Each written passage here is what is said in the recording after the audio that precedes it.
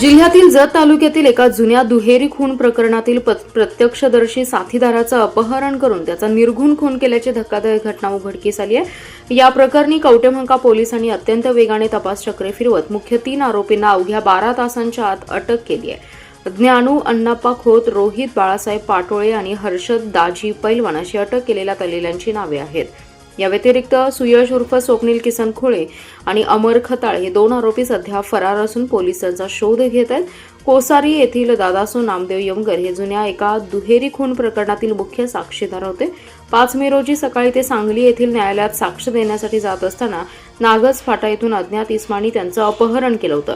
अपहरण केल्यानंतर आरोपींनी दादासो यमगर यांना कर्नाटक राज्यातील अथनी जवळील मदभावी येथील एका शेतात नेले। तेथे त्यांची हत्या करून हा प्रकार खुनाचा नसून आत्महत्या याचा बनाव रचण्यासाठी त्यांचा मृतदेह झाडाला गळफास लावलेल्या स्थितीत लटकवून दिला। कवटेमहांकाळ पोलीस ठाण्यातील पोलिसांनी तांत्रिक तपास आणि गुप्त बातमीदारांच्या मदतीने या बनावाचा पर्दाफाश केलाय। साक्षीदारावर दबाव आणण्यासाठी आणि पुराव्यांचा नाश करण्यासाठी हे टोकाचं पाऊल उचलण्यात आलं होतं, परंतु पोलिसांनी तातडीने कारवाई करत आरोपींना जेरबंद केल्याचे पोलीस अधीक्षक तुषार दोशी यांनी सांगितले। हायब्रिड न्यूइटी मॉडेलच्या माध्यमातून 11 रस्त्यांचं काँक्रिटीकरण करण्याच्या हालचाली महापालिकेतील सत्ताधारी आणि प्रशासनाने सुरू केल्या आहेत। मलईसाठी चांगल्या रस्त्यांचं काँक्रिटीकरण करण्याचा घाट घातलाय। त्यातून महापालिकेच्या तिजोरीवर 350 कोटींचा बोजा पडेल।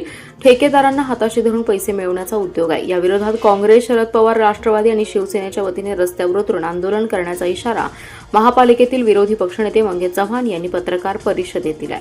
महापालिकेतील काँग्रेसचे गटनेते तथा विरोधी पक्षनेते मंगेश चव्हाण, काँग्रेसचे शहर जिल्हाध्यक्ष राजेश नाईक, राष्ट्रवादी शरदचंद्र पवार पक्षाचे गटनेते युवराज गायकवाड, शिवसेनेचे गटनेते युवराज बावडेकर, काँग्रेसचे ज्येष्ठ नगरसेवक संजय मेंढे, फिरोज पठाण, राष्ट्रवादी शरदचंद्र पवार पक्षाचे नगरसेवक सुरेश बंडगर यांनी सत्ताधाऱ्यांच्या रस्ते काँक्रिटीकरणाच्या उद्देशावरच हरकत घेतली आहे। चव्हाण म्हणाले, हॅमच्या माध्यमातून महापालिका क्षेत्रातील 11 रस्त्यांच्या काँक्रिटीकरणाचा घाट सत्ताधाऱ्यांनी घातलाय। 11 रस्त्यांच्या काँक्रिटीकरणावर जीएसटी सह 227 कोटी रुपये खर्च होणार आहे। यातील 30% रक्कम महापालिकेला द्यावी लागणार आहे, तर 70% रक्कम ठेकेदाराकडून उभारली जाणार आहे। त्या बदल्यात ठेकेदाराला त्याने गुंतवलेल्या रक्कम तसेच 10 वर्ष व्याज द्यावं लागणार आहे। यातून महापालिकेवर 350 कोटींचा बोजा पडणार आहे। मलईसाठी सत्ताधाऱ्यांनी प्रशासनाला हाताशी धरून हा उपक्रम राबवण्याचं ठरवलं असल्याचं दिसतंय। यातून मोठ्या ठेकेदारांची चांदी होणार आहे, तर लहान ठेकेदार उपाशी राहणार आहेत। प्रस्तावित 11 पैकी बरेचसे रस्ते सद्यस्थितीत चांगले असताना हा उपद्व्याप कशासाठी? हॅमच्या रस्ते काँक्रिटीकरणाच्या या उद्योगात सत्ताधारी भाजपचा मोठा नेताही असणार आहे। हा नेता जिल्हाबाहेरील राज्यस्तरावरचा आहे, असा आरोपही मंगेश चव्हाण यांनी केलाय।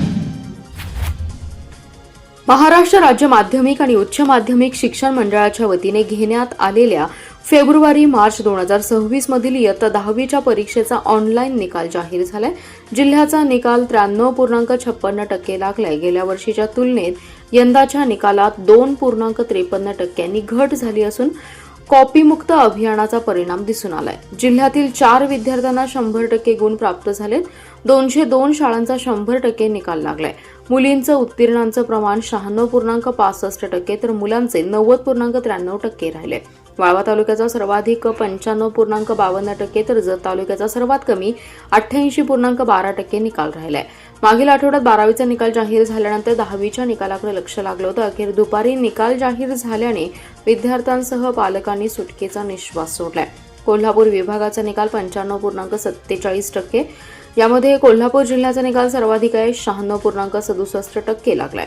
सातारा जिल्ह्याने दुसरा क्रमांक पटकावला असून त्यांचा निकाल 95.71% आहे। सांगलीचा निकाल 93.56% लागल्याने विभागात तिसरं स्थान मिळाले। गेल्या वर्षी 96.9% लागला होता, यंदा 2.53% यामध्ये घट झाली आहे। निकाल जाहीर झाल्यानंतर अपेक्षेपेक्षा चांगले गुण मिळालेले विद्यार्थी आणि पालकांनी आनंद साजरा केला। दुसऱ्या बाजूला अपेक्षेपेक्षा कमी गुण मिळालेल्यांमध्ये काही विद्यार्थ्यांमध्ये नाराजी दिसत आहे। जिल्ह्यात कॉपीमुक्त अभियान राबवण्यात आलं होतं। प्रत्येक केंद्रात कॅमेरे बसवण्यात आले होते। पर्यवेक्षकांच्या मोबाईलवरून ॲपच्या मदतीने दक्षता समितीच्या मदतीने नियंत्रण ठेवण्यात आलं होतं। त्यामुळे पारदर्शक परीक्षा घेण्यास मदत झाली। कॉपीमुक्त अभियानाचा निकालावर परिणाम दिसून आला। निदा खान प्रकरणी त्याचं समर्थन करणारे इम्तियाज जलील आणि एमआयएमच्या नगरसेवकांची चौकशी करून त्यांनाही या गुन्ह्यात सह आरोपी करण्याची मागणी गोपीचंद पडळकर यांनी नाशिक पोलिसांकडे केली आहे। याबाबत बोलताना गोपीचंद पडळकर म्हणाले, निदा खान प्रकरणी त्याचे समर्थन करणारे इम्तियाज जलील आणि एमआयएमच्या नगरसेवकांची चौकशी करून त्यांनाही या गुन्ह्यात सह आरोपी करावे। निदा खान हिचे वारंवार इम्तियाज जलील आणि काही एमआयएम नगरसेवक समर्थन करत होते। त्यातच निदा खान ही छत्रपती संभाजीनगर येथे सापडले नाही। या प्रकरणात जलील आणि समर्थन करणाऱ्या नगरसेवकांचा सहभाग हा असू शकतो अशी शंका आहे। गोपीचंद पडळकर यांनी यावेळी उपस्थित प्रश्न केलाय। शक्तीपीठ महामार्गाच्या प्रस्तावामुळे वाळवा तालुक्यातील कृष्णाकाठच्या शेतकऱ्यांमध्ये प्रचंड अस्वस्थता निर्माण झाली असून आता आंदोलन अधिक तीव्र होताना दिसत आहे। महापुराच्या संकटाशी दरवर्षी सामना करणाऱ्या शेतकऱ्यांसमोर आता सुपीक जमिनी गमावण्याचं नवं संकट उभं ठाकलंय। सरकारने जमीन अधिग्रहणाची सूचना जारी केल्यानंतर तालुक्यातील अनेक गावांमध्ये संतापाची लाट उसळली आहे। या पार्श्वभूमीवर वाळवा तालुका शक्तीपीठ महामार्ग विरोधी संघर्ष समितीच्या आवाहनाला प्रतिसाद देत ग्रामस्थांनी एकत्र येत अधिसूचनेची जाहीर होळी करून सरकारच्या निर्णयाचा तीव्र निषेध नोंदवला।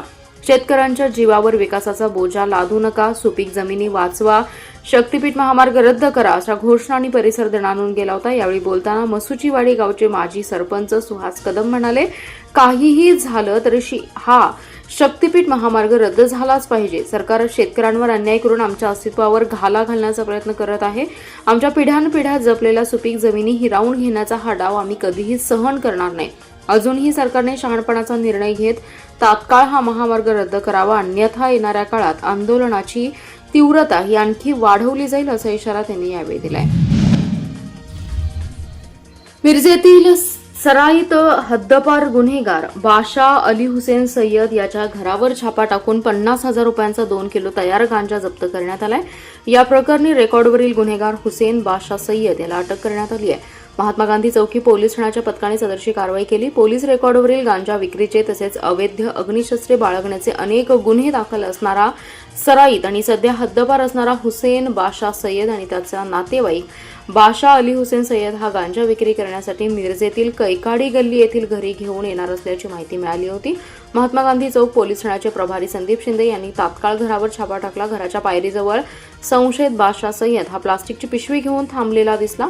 यावेळी त्याच्याजवळ असलेला 50,000 रुपये किमतीचा 2 किलो गांजा जप्त केला। त्याची कसून चौकशी केली असता सदरचा तयार गांजा माल मिरज परिसरात चढ्या दराने किरकोळ स्वरूपात विक्री करून वितरणासाठी आणण्यात आलं असल्याचं स्पष्ट झालंय। जिल्ह्यातील विविध पोलीस ठाण्यात गांजा विक्रीचे तसेच अवैध अग्निशस्त्रे बाळगण्याचे अनेक गुन्हे दाखल असणारा पोलीस अभिलेखावरील सराईत गुन्हेगार हुसेन बाशा सय्यद हा सन 2025 पासून सांगली जिल्ह्यातून हद्दपार असून तो सध्या मिरज शहर पोलीस ठाण्याकडील गुन्ह्यात न्यायालयीन कोठडीत आहे। सांगलीतील औदुंबरमध्ये कृष्णा नदीकाठी मोराने पिसारा फुलवल्याचं मनमोहक दृश्य आज सकाळच्या सुमारास दिसून आले। गजानन नरळे यांनी आपल्या मोबाईलमध्ये मोराचा पिसारा फुलवतानाचं दृश्य चित्रित केलं। सकाळच्या थंड हवेमध्ये मोर पिसारा फुलवतानाचं हे दृश्य पाहून आपसुकच नाच रे मोरा नाच हे गाणं आपोआप ओठांवर येते। स्थायी सभापती हे प्रथमच निवडून आले। भाजपमध्ये ज्येष्ठ अनुभवी नगरसेवक असताना आमदारांच्या प्रेमापोटी त्यांना सभापतीपदही मिळाले। त्यांनी टीका टिप्पणीपेक्षा विकासाची कामे करावीत। काँग्रेसच्या घरात डोकावून पाहण्यापेक्षा त्यांनी भाजपमध्ये झालेल्या 3 घरात डोकावून पाहावं। त्यांनी त्यांच्या पक्षाची काळजी करावी असा टोला विरोधी पक्षनेते मंगेश चव्हाण यांनी लगावलाय। यावेळी बोलताना मंगेश चव्हाण म्हणाले, सत्ताधारी भाजपमध्ये 2 गट पडल्याने अर्थसंकल्प सादर करण्यास विलंब झाला।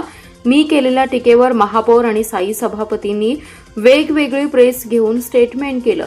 जर तुमच्यात वाद नाही तर त्यांनी एकत्रित येऊन टीकेला उत्तर का दिलं नाही? तसेच काही दिवसांपूर्वी शासकीय विश्रामगृहात झालेल्या बैठकीमध्ये वरिष्ठ नेत्यांनी तुम्हाला सूचना काय दिल्या असा प्रश्नही त्यांनी यावेळी उपस्थित केलाय।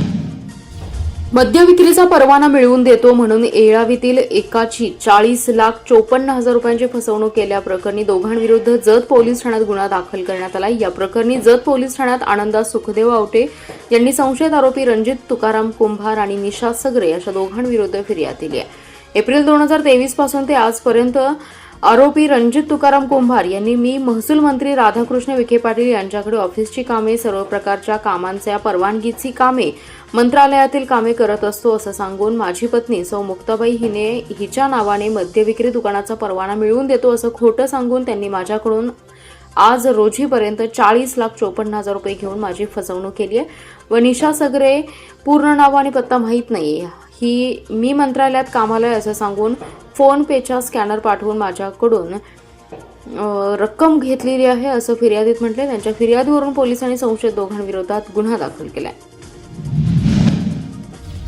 सांगली जिल्हा मध्यवर्ती सहकारी बँकेचे अध्यक्ष मानसिंगराव नाईक यांच्यासह बँकेतील 8 संचालकांचा 10 वर्षांचा कार्यकाल पूर्ण झालाय. त्यामुळे या सर्व संचालकांना बँकिंग नियमन कायद्यातील सुधारणेनुसार आणि आरबीआयच्या आदेशाप्रमाणे अपात्र ठरवावे या मागणीसाठी स्वतंत्र भारत पक्षाचे जिल्हाध्यक्ष सुनील फराटे यांनी उच्च न्यायालयाच्या कोल्हापूर खंडपीठात याचिका दाखल केली आहे. या याचिकेत राज्याचा सहकार विभाग, आरबीआय, सहकार आयुक्त, विभागीय सहनिबंध कोल्हापूर, सांगली जिल्हा बँक आणि संबंधित संचालकांना प्रतिवादी करण्यात आले. यात बँकेचे अध्यक्ष मानसिंगराव नाईक यांच्यासह संचालक दिलीप तात्या पाटील, संग्राम देशमुख, खासदार विशाल पाटील, बाळासाहेब होनमोरे, मोहनशेठ कदम, सुरेश पाटील, महेंद्र लाड यांचा समावेश आहे. या संचालकांचा बँकेतील संचालक पदाचा कार्यकाळ 10 वर्षांपेक्षा जास्त झालाय. केंद्र शासनाने बँकिंग कायद्यात सुधारणा केली असून सलग 10 वर्ष संचालक असलेल्यांना अपात्र ठरवले. आरबीआयने याबाबत परिपत्रक काढलंय. याची अंमलबजावणी सुरू असून या 8 संचालकांना अपात्र ठरवावे अशी मागणी केली होती. यासाठी बँकेला आणि सहकार विभागाला नोटीस बजावली होती. मात्र यावर कारवाई न झाल्याने या प्रकरणी न्यायालयात याचिका दाखल केल्याचे सुनील फराटे यांनी सांगितले.